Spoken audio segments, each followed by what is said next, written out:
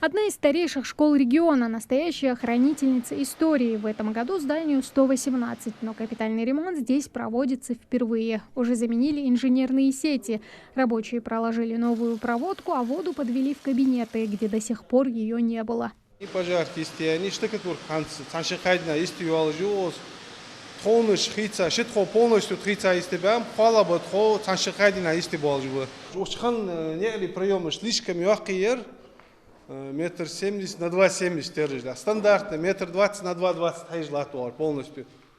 Для швала заливать дополнительное усиление хугиош, перемычка здесь 22 арматура, очевидно. Стены в трещинах, сыпящаяся штукатурка, обветшалая крыша и темные классы. Такой пятая школа запомнилась директору Зинаиде Евкуровой. Сквозные в школе были. Вот сейчас они буквально бетонируются, усиливаются. Пол был неровный постоянно, грибок в этой школе был очень сильный, даже сейчас на стенах он сохраняется у нас.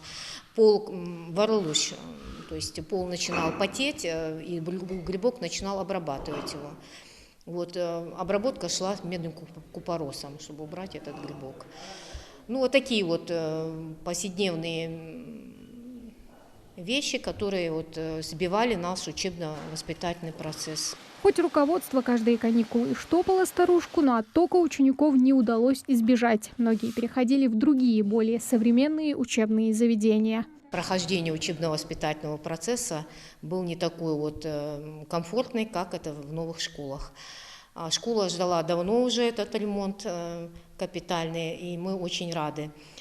Детей стало, конечно, меньше, но на новый учебный год мы предполагаем 3 первых класса уже будут приходить, когда было 2 раньше первых класса. Сейчас в школе работает несколько бригад строителей. Они уже установили пластиковые окна. На днях закончат штукатурку и начнут стяжку полов. Стены тоже уже укрепили, кое-где даже возвели новые. Школа, непредвиденная, гипсокартон, пены же, перегородочные пены же, дахчин деос. А дахчин пены же, штат не слот, 2 слоя гипсокартон тоже полно, не сохранится, В 2022 году в республике запланирована реновация 13 общеобразовательных учреждений. Пятая Сунжинская как раз входит в это число. За капитальным ремонтом в каждой следит технический надзор. Тут нужен особый контроль. Но подрядчик подошел ответственно к этому делу, и пока таких особо сильных замечаний нету.